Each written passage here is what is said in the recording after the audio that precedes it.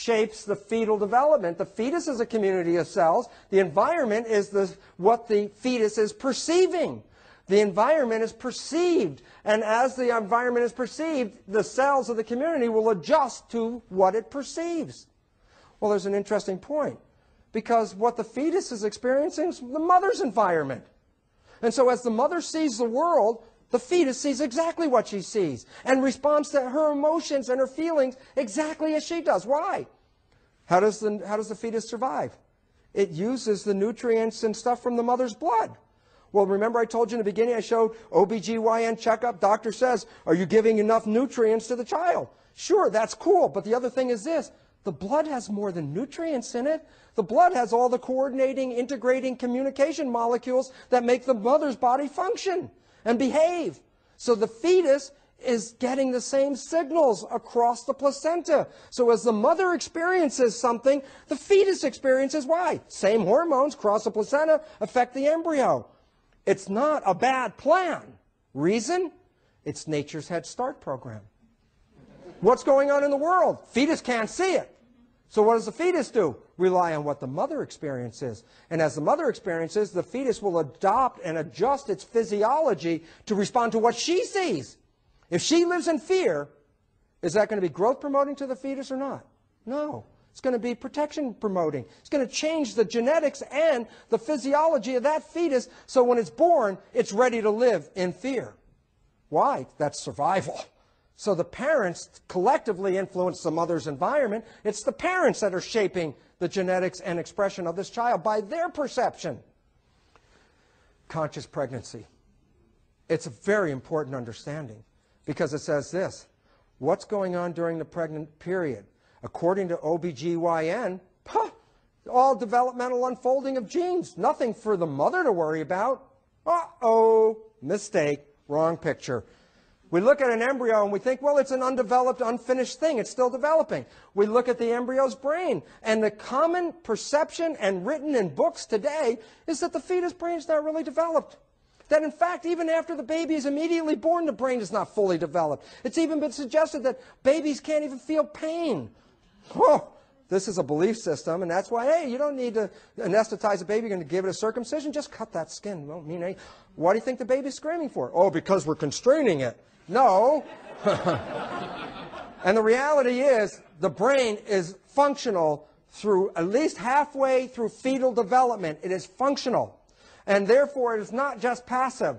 Two very important books are these books. One by Thomas Verney, the other by David Chamberlain, two brilliant scientists in the field of pre- and perinatal health. These are very important. What they're telling you is, contrary to public opinion that the brain isn't developed, in fact, it is quite developed and quite aware of what's going on. The reason is it's adjusting its biology to that perception of what it experiences. And then to demonstrate this for you, I want to show you a sonogram. And this is a sonogram that was taken in an experimental situation, that the mother was getting a sonogram, and then the father created an argument with the mother.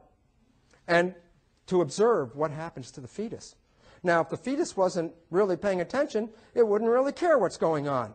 Watch this. It's in Italian. You won't understand it. Watch the fetus. I'll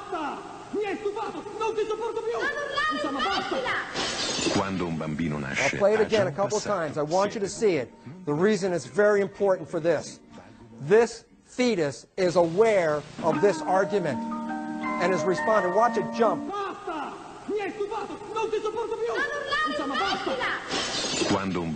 These are convulsions of panic and fear. The child, fetus, is already acquiring knowledge of what's going on and is downloading this awareness. So what's going on during the pregnant period between the parents is totally influencing the expression of this child and the future of this child.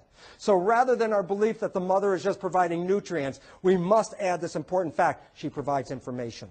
She provides information about the environment. The reason is, it's based on creating a child that's going to survive.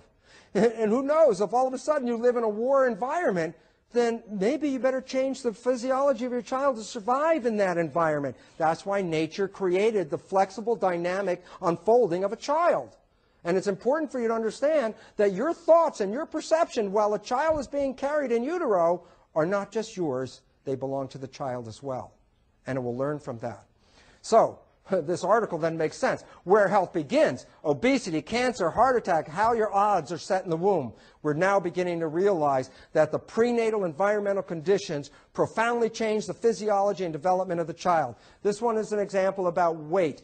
Fetal exposure to stress hormones such as cortisol also may have consequences in adulthood. For one thing, rats and sheep exposed to a stress hormone in the womb are born smaller. Would that make sense? If you're facing a stress hormone, what does it do to growth? It depresses it. When the fetus is exposed to stress hormones, it's born smaller and are more apt to develop higher blood pressure later on than those not exposed to the hormone. A recent understanding reveals higher cortisol levels during fetal development shortchanges the development of the kidney nephrons which do the filtering. As a result, the child will develop with fewer nephrons and not be able to handle the blood pressure issues that it experiences later in life. So it's really important to understand that the experiences of the parents are altering the whole physiological and genetic expression of their fetus. This one is very important. Heritability of IQ by Bernie Devlin was in Nature. And it says, this is a review, an editorial of the paper, the genetic heritability of IQ remains highly contentious. A new analysis shows that genetic influences may be weaker and prenatal environmental influences greater than previously appreciated. It has now been demonstrated that intelligence is approximately 48% determined by genes, 52% determined by environment. Meaning, in a completely toxic, noxious environment, you can shortchange the intelligence of your child 50% just by your responding to that environment.